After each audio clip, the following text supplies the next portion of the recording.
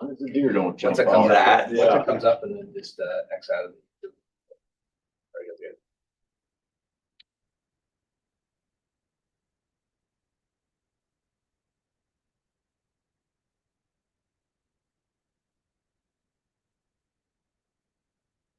Good.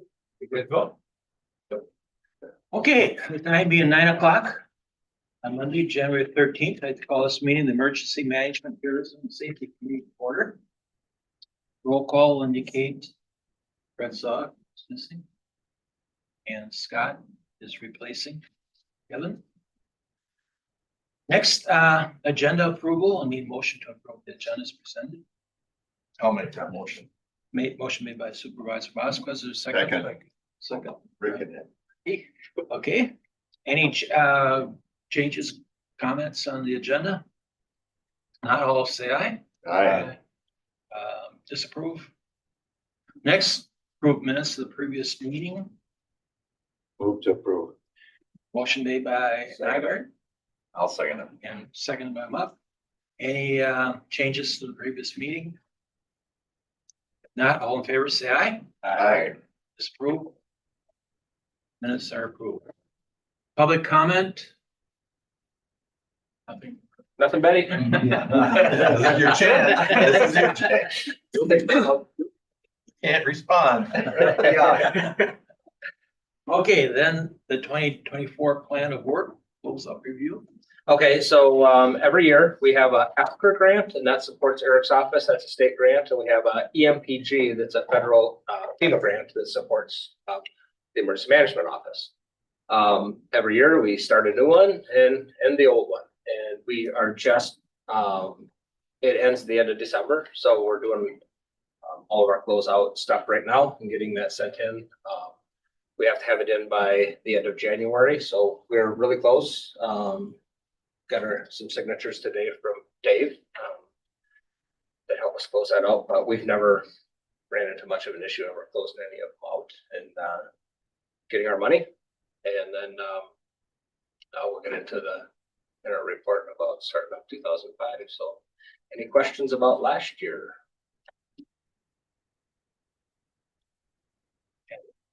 Okay, very good. Next, Emergency Management Director's monthly report. So we're gonna tag team today. I appreciate you guys being flexible because I don't know if you know it or not, but this isn't one of our regular, we just meet every other month. And we were supposed to meet in December and we moved it to this month. So Zach and I could be here at the same meeting and then you'll meet again in February. So we're gonna take team today's because we've been working together since December 16th. And I appreciate the shadow period for since the 16th with Zach. Didn't realize I had as much stuff to share that I do. So I don't know. Hopefully he's ready to go.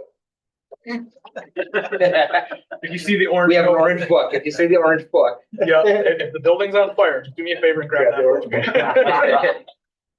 No, it's been great. You know, like Andy said, I've been working with him since December 16th. So I also do appreciate the shadow period. When you have a outsider looking through the window and trying to understand what a person does in a day, it looks easy and it looks like, oh, that's not too bad. Until you actually sit with the master disaster, it's it's a little bit different.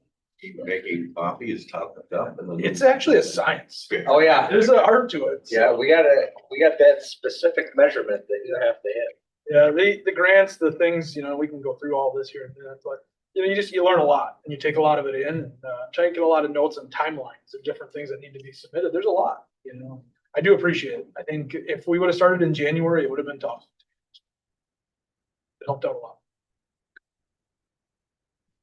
Go ahead. So basically going through, we held the fourth quarter LAPC meeting, reviewed offsite facility plans, had a good meeting. It was one of my first where I was with Andy on that role, and Eric did a great job going through it. Nothing too crazy going on with LAPC right now. I think everything is pretty standard. What you say? Yep. So the county hazmat team is continuing awareness training to local fire departments. So with that, I was the previous training officer for the hazmat team, but with me working into Andy's role, I did step down from that. So Nick Peppard, he's been a great asset to our team. He does a lot of national trainings, works for Oshkosh Fire. He's been with our hazmat team for a little while now. He has assumed that role. He held his first training the other night. When I heard it went well, I wasn't able to attend. I had another meeting for this job, but he did a great job. It's been well received with the team. So we have one more fire department that we're working with. I should say two. Iola and Ogdensburg, we're wrapping up their training from our hands-on decon scenarios from 24. So, but otherwise, it's been very well received. Every department, it's been great. We did send out some surveys to them to see how the feedback was and what we can do to improve. And the feedback's been great. 5 stars all the way, and they absolutely love the hands-on. So we're going to continue that focus. Or I should say the team is. So. Andy, you want to take the application? I don't know if we need to really talk about that one much. Well, you guys were part of that. The applications and interviews and stuff to hire Zach. I think we did a great job. A big thing with our job is to have the resources and to have the relationships. And Zach already brings a lot of that to the table, especially with the fire departments, because of the hazmat training and stuff that he does with them. That really gave us a leg up on getting a lot of things done, because we've already got a lot of it done. So I think he will do great going into the future. I appreciate that. Yeah, I think from my point of view too, as the person going through the process, I thought it was very well thought. It worked great. I knew what was going on. I knew the timelines, and I knew what was expected of me. So that was nice as an applicant. So I just want to commend the process, everyone's involvement in it, and HR. I thought it went very well. So the onboarding process was great too. And being able to sit with HR and Mandy and her team, I felt welcomed. I never had questions, and it was a great process. Well, thank you, Andy, for a succession plan with a strong candidate. Yeah. Thank you. Yeah, it's something we've talked about for a while, and it's bittersweet. We sit here, and the day has come. We talked about these days for years. Now to fast forward and be here, it's just mind-boggling, I guess.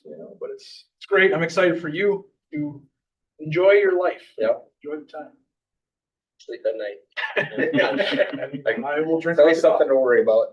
I can go back a couple of years ago, Andy and I were talking about, updating the succession plan, but it was more so if one of us got carried out of here, not walking. Yeah. Stretcher. It's difficult because, well, he's done it for 22 years to actually sit down and put a pen to paper. What do we need to, be aware of, and what do we need to have on this, in this document? And it's difficult. It's easy for us when we go out and help other departments do a succession plan, because we can ask questions. But to us, it's just like, it's so, well, We know what we know. normal. Why would we write that down? So that's the thing in that aspect. I'm happy to say I renamed the new guy folder with my name. Appreciate all that. Oh, did you? Yeah, I did. Yeah, we had a folder saved in our files, new guy stuff. I did assume that last week. Yeah. I give it some time just to make sure, you guys were good. So, I didn't know. yeah, I wanted to see how long it would take you guys to catch We up. didn't. So, I know. So, Our Farm Services Administration, they're just, across the street up over here. And, years ago, we used to have one guy for our county that ran our county, and we knew him real well. We had meetings with him every year. Well, it's like everything else. They've gone regionalized now, and, my bad for not, following up and staying on top of that. So we went over and Eric and I went over there. It was in December, I think.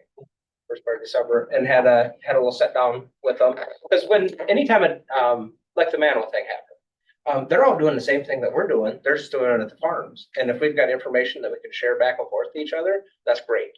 And so we started that again, and it was a real good meeting. Just got to get Zach over there to meet with them. That was good. Completed our 2025 grant applications. We had a meeting, and we did that in December. Our December meeting was with the state. They meet in December, and then we meet in January just to go over the new one and go over the old one to make sure that we have all of our stuff. And it's just easier if all the stuff is on there correctly when we send it in than have to send it back and do it again. So all of our application stuff is in for this year and ready to go. yeah, last week, I think it was. Yep, The last week. Central, yeah, so last week we attended our region meeting with the state. We went. It was a nice meeting. We're down in Green Lake, Sheriff's Department down there. Nice cake for Andy, little retirement party down there for him, those guys. The Green Lake director is retiring right now. Yeah. So that's a party for us. That meeting was on grant closeouts, learned a lot down there. Took in a lot of notes on processing grants, what's expected, things like that. So it was a good one to attend, and it was a nice one for Andy as well. This question on the grant process, there's been a lot of discussion, not only with this committee, but with a lot of committees, Tony, about trying to get a grant writer, grant researcher, so forth. A good one will pay for himself many times over if we could do it. How have you researched grants? Something you did yourself, or is that So, something yeah, so most of our grants that we have are reoccur year after year through the state. There are a few new ones here and there. We get into a few competitive grants here and there, but not a lot of them. So most of ours are just the same year after year. do you And we're agree? used to our system, and we use an eGrants electronic submission tool. Do you hear about potential grants at your Yep. meetings and so Yep. forth? That's something Yeah, to share. there's some, there's just not the grants that there used to be. There used to be grants for everything. And then after I was around COVID, kind of put the kibosh to a lot of things. There's just, people just aren't spending money on that kind of stuff anymore. And there's a lot of grants that end up costing you more Yeah. to get the grant than what you're gonna get out of the grant, or to run the program that you applied for. So we're pretty cautious about that too. We get some email communications too, when a grant's coming up, we'll get alerted of it. So we can kind of look at it and peruse through it. And like Andy said, sometimes it's cost to do it. So we do the weights and balance on it. For me, starting out getting all the communications, I've seen some of them come through, learning more about the grants and the process through e-grants. They show up from time to time. We just filled out a new one last Thursday. It was for a couple of new radios. The state's got a statewide radio system, and they're changing the frequencies and stuff on that. So they offered up, I think $600,000 for the state. So we put in for a couple of radios. We'll see what happens. So, 600,000 statewide is not a lot to go around. And the one we submitted was 13,000, just over. So got that closed out, I think Thursday afternoon. I got your signature, I think, that day. So, but yeah, so we'll see. We can put in, like Andy said, for the two radios, just over there. It's gonna be tough though. 600,000, like you said. Yeah, that go far. Not gonna go well. We did get a quote to have one radio, and it was over 100,000. So Yeah. we nixed that one. Yeah. What a different direction. Communication towers. So things are on track. Simcoe's looking good. Concrete's out there right now. Got that getting cured. Our delivery is January 20th for our new tower. Setup erection date is that week as well. So next week they should have that pretty much assembled and going. I've been involved heavily with all the meetings, taking over a lot of the communication, with contractors and different things. So that's been really good. New London, we're still on track there. We did get a signed easement with them last week. So everything is good to go on that track. We had to get some verbiage and communication reworked through legal with that, but we got that done. Otherwise, I think everything's pretty well on track with the towers. No, nothing out of the ordinary with that. Was there an issue with the line? Yeah, so our first spot that we picked out didn't work out. And then we went to another spot up on Murphy's Pit. And the first test holes that we did didn't come back good enough. The soil wasn't solid enough. And so we had to move the site a little closer to the road, and now we're good. Yep, those samples came back good.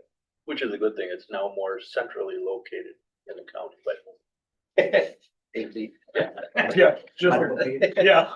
It's about 100 feet, yeah, actually. It's more central.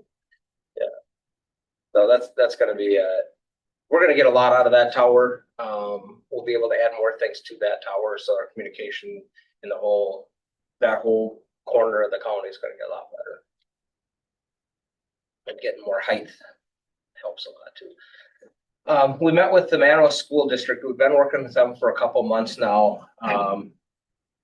We're trying to get any school that's interested in it, we're trying to get a radio set up so they can call right into dispatch, right on their console. We're set with Waupaca right now. That one's working really well. New London does it with their PD. Clintonville does it with their PD.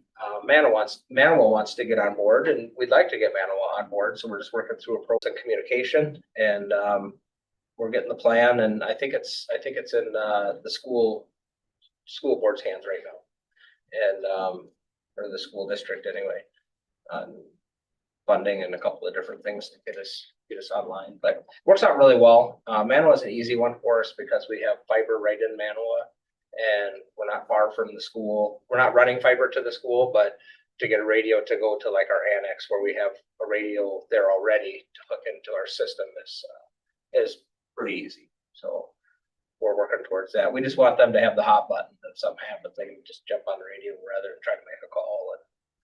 And we've already used it with Waupaca. They call for ambulances and stuff for that. That's worked well. So good thing. On that note, I did mention it to the principal up there, Marion. Mr. Bradrick, that there isn't a situation like that if he's interested. So Yeah. as far as I took it, and so it's up to them then to Sure. contact you guys. Yep. And with the tower right there at Schrager, it probably work pretty well. Yeah. Happy to help. Oh, we have summer, spring, winter workshops with the National Weather Service. We had our winter workshop, and a lot of it was their new. Something changes a little bit every year, and this year they're getting rid of is it wind chill advisories, and they're changed the name of it. Saying it's still gonna get cold. Even though they changed the name, it's still gonna get cold. So They change it to something more terrible. yeah, right. It's gonna be really, really Squall cold. warning, but now it's wind squall. Yeah. So yeah, the squall was the big one last year where they've been using it for years. But I don't remember what they called it. But we I haven't just had it. saw It's it gonna be too. this week. Yeah, it's out this week already. Probably look it up. We're in contact with them. We use a Slack program. National Weather has a chat service that we can go back and forth. So we see a lot of their updates, and it's connectivity throughout the entire state. So we can see EM directors, law enforcement, police, everybody's on their fire departments. And if they say something about it or whatever, we can see that as well. So it's kind of nice because we're up to the second with what's going on. It's a good place to see what's going on to the west of us. It's coming towards us. Do a lot of progress. So we've been working with Ryan's office. Brian's office is getting tied into it. Just looking at doing the watershed study for the Wolf River. I'm not sure where East Central Planning is pulling a meeting together with everybody that would be involved in that. Involved in that area. I haven't seen a date on that yet, but that should be coming pretty soon. See what kind of buy-in we get. The biggest thing with that is the application needs to get to Army Corps so they can submit it. This is gonna be what, 27, 20? Yeah, not even an application yet. We just need a letter of intent. So there's no dollar commitment to it, just somebody has to be the lead on it. Yeah, we're interested. So speaking of the Wolf River, there's I saw this report on the news that there's a generating plant or something that went down. Yep. And now they're gonna have some big fluctuations in the. Yeah. So that's the Balsam Road Dam, just northwest of Shawano. So the impoundment there doesn't have a lot of water. So I mean, if the whole thing failed, the next dam down, which is right in Shawano, would probably catch most of it. Yeah, I would assume that. So they're looking at it being more And problematic up there. I think between those two dams, I think is where they were kind of looking at it being more of an issue than. Not that we They have, got our attention. yeah, not that we have to think about it down here. Yeah. Too much, but Right. I it think could. it was the ice issue that, because the water the ice situation, Yeah. if you were fishing there, one day you might have ice and one day you might not have Yeah. ice, or it would be dangerous because it's empty underneath or Yeah. something. I think that's what the article I read. Okay. A lot of people ice fish that area. Yeah. And So I just think, monitoring the gauge station in New London, it's been on a steady decline since that's been Oh, yeah. released, so it's not even gone up one little bit. yeah, The river was loaded again, so that was a good thing. I don't think the dam is the issue. It's the Yeah. fluctuation of the water level.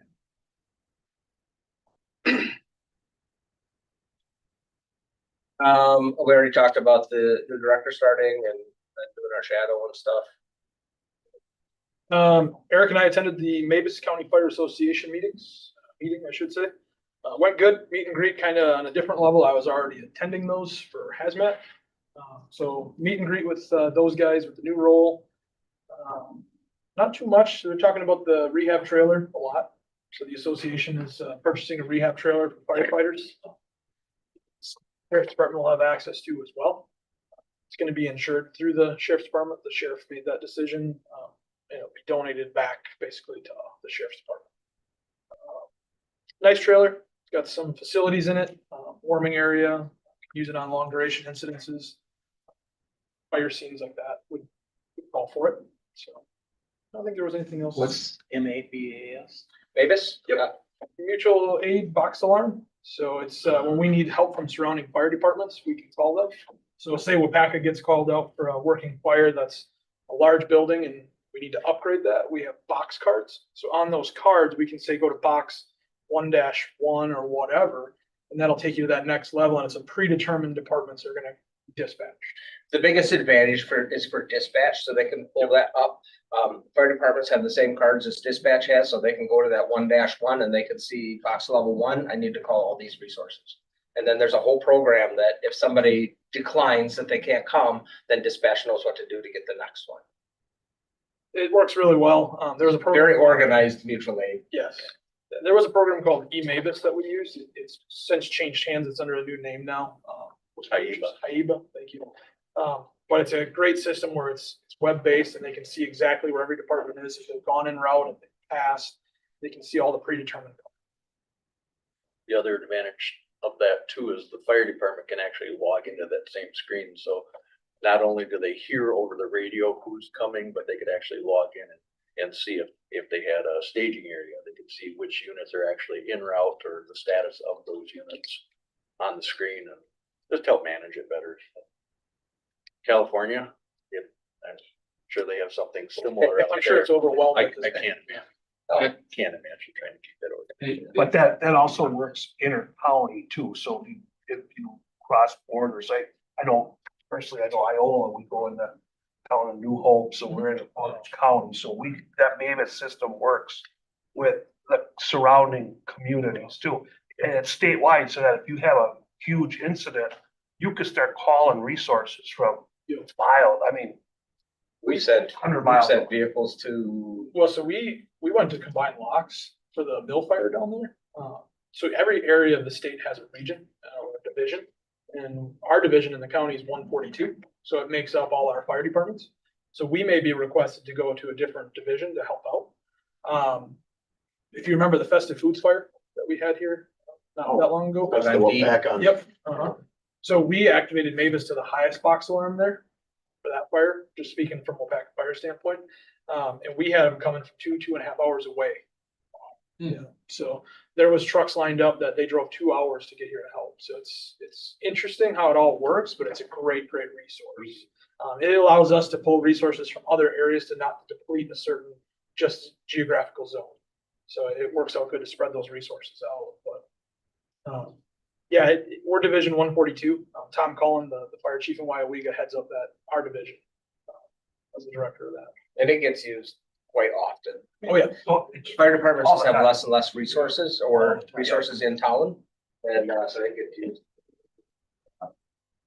Our fire departments around the county are so, I don't want to say they're starved for personnel, but it's just hard to retain people and get Absolutely. new. And people don't get off work like they used to. Right, so I mean, any smaller fire department, when they get an incident, they're calling right away for additional help from other departments right away. They don't even hesitate. So this worked really well. They just bump it up to that card or that box alarm. and, they start getting help coming right away. It works really well. It's easier to get them coming than cancel it. Yep, you can always get them.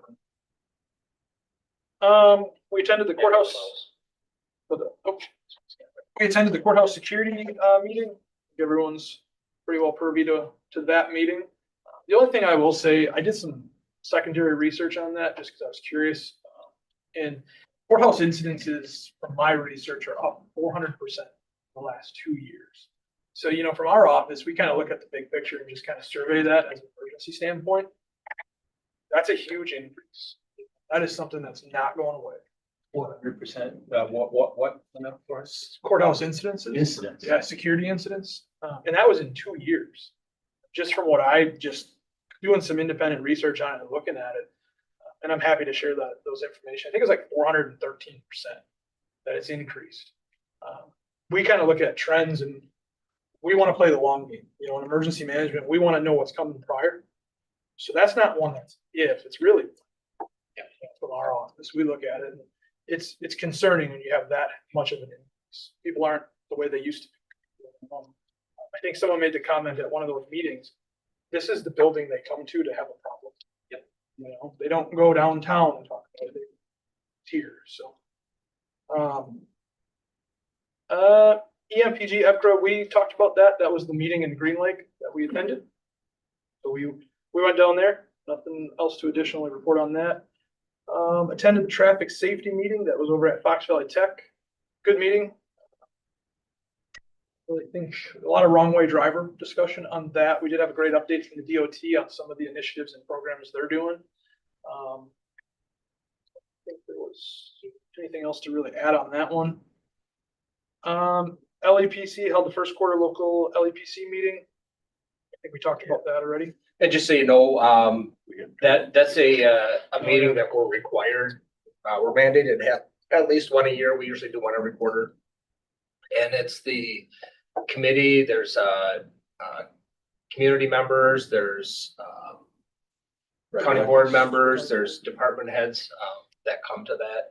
And it's just looking at facilities we have in Waupaca County that have chemicals that we track and the ones that report and plan. So, yeah. So that's just one of the meetings that we have every quarter. I was curious, very good emphasis on the chemicals. Do you get involved in all other kinds of things as well? With that, we've done some, in the past, we've done some other planning with that group. Yes. It's kind of developed into, you know, an all hazard Catch-all. awareness. Yeah. And it needs to be. Yeah, we do our big hazard mitigation plan that we do every 5 years, and that's one of the groups that we present to. So do you guys, excuse me, in New London, Tyson Foods, I know they have a ton of stuff Mhm. that's hazardous, and then the Amcor, Yep, all out of Gamey County. yeah, but you get the right wind direction. Right. and Do we stuff, know about but them? Absolutely. does that committee kind of track that stuff too, or? We do, and our hazmat team does. Yep. So part of the process with Tyson and Amcor and all those, if I write a plan, let's say the Oshkosh Street well in New London, which has chlorine. If a release would affect a neighboring jurisdiction, then we have to include them by the requirements. We have to include them or send them a plan. So my counterpart out of Gamey County would get a copy of that plan. So we do that. Through the Whoppers program, we have access to all the counties in the state. So we can see every plan that's written, every facility that's out there, every chemical that they have. So if we want to look for it, we definitely can find it. So that's always available to us. Some of those that would directly affect us, like New London as an example, we work pretty closely with Outagamie County and know what's there. And our hazmat team would likely, even though it is in Outagamie County, it's New London Fire District, there would be a joint effort on it because they've got 100. Can't remember off the top of my head. I know my facilities, but that one, there's a lot of them. That one's a big one. Yeah. New London Fire gets paid, they know contact us, our hazmat team would get notified. And they conveniently have a nursing home kitty corner across the street from there too. Yeah, that's just a great spot. Yeah. But that's, If I remember right, that Whoppers, you know, like you said, statewide, but it has all kinds of information about all the structures in our county and the surrounding counties. And again, I can speak because in Iola, and I never thought about this, but the telephone company has battery backups. And that's a huge thing Yeah. for acid. And so, I mean, that facility, you never think of it. You know, that building just sits there, but it's like, Batteries. I think we use that as an example for one of the hazmat trainings in Iola. right, exactly. That's Yep. what I remember that. Yep. So, You know, Rick, when you bring that up, they're gonna redo that power line that cuts through on the edge of some of my land through my dad's land. And got a letter from a law firm about eminent domain and stuff like that. In the letter, they were saying, describing the project a little more, and I hadn't heard about battery storage as part of it. So is there gonna be battery storage for big scale power at the substation in Iola? We don't know yet. Or so locally, ATC, American Transmission, they have, and it's not a battery backup, it's a line conditioner. So when, like in Waupaca with the foundry, when they shut down or start up in the morning, there's a huge fluctuation with the power in there. The battery banks that they're putting in is not for a backup. So if they lose transmission, that these batteries are gonna take over and maintain the power source. It's like a big UPS system.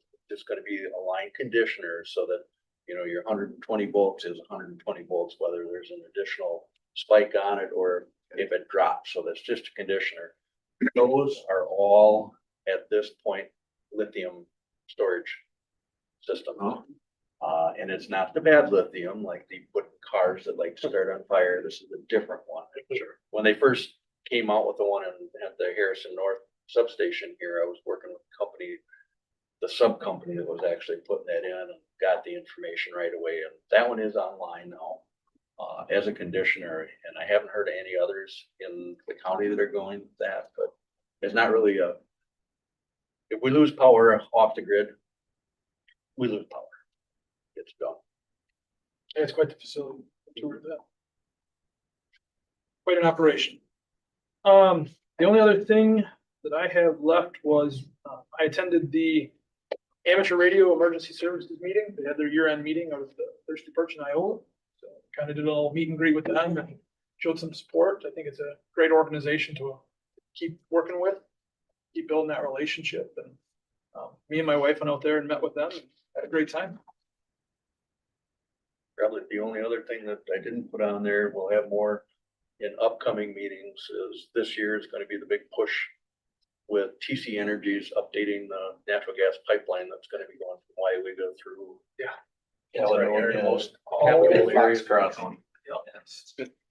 it's pretty busy down there in Waupaca by on the X. That's growing fast, isn't it? That's their headquarters, man. I mean, there's The city now. something big's going on in there already. Well, they had to, the compressor was too big to ship. They had to build it there and now they're Okay. putting the building around Yeah, it. I see the buildings going up finally. Then they bore from end of Slough Road, the driest spot they could find, Right? to Wyland's Landing. It's gonna be about 180 feet underneath the river. They have to go for that 30-inch Yeah, pipe. it's a big project. It's- Bunch of weeks, 24/7, constant boring, so. Mhm. That's crazy. Yeah, Caledonia's buckling down. Wait for that other shoe to drop. They cleared the right of way already. Oh. So. now They're just they- going over their current right of way, right? Yeah, I think so. Yeah. so what they're waiting for is the weight limits to come off in the spring and then they're gonna bring in their heavy trucks and equipment. Look out. Yeah, That's gonna get busy. game on. Nope. Yeah. That's, I think all I have for OEMing. I appreciate everything. Very good. Well, I just want to thank Andy for all this hard work. I didn't realize he was the master of disaster until I know you folks have all seen, there was a couple of pages in our local newspaper Thanks, about Zach. the great job that Andy has done with his picture and Zach's and so forth and so on. But it's very impressive though, really the things you've been involved with over the years. And so forth. That's just a thimble of it. Yep. And then a lot of stuff. We want to thank you. Yes. Wish you the very well in the future. Thank you. So, Couldn't ask for a better board. Every board I've had has been just fantastic working with us, so I've been very fortunate. We meet regionally every month and I hear some of the stories and stuff, and I couldn't be luckier. Really couldn't.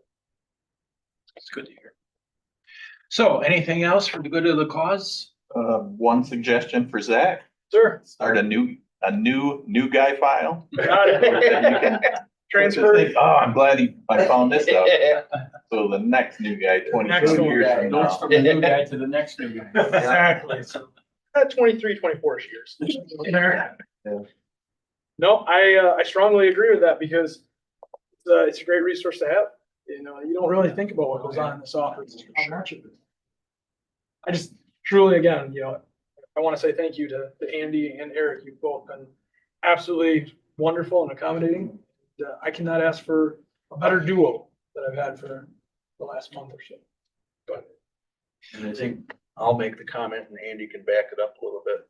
The very first day I started, I walked in the door and we're going down the hallway here. We're going over to get set up, get the HR stuff. And I asked the question, what the heck is it we really do?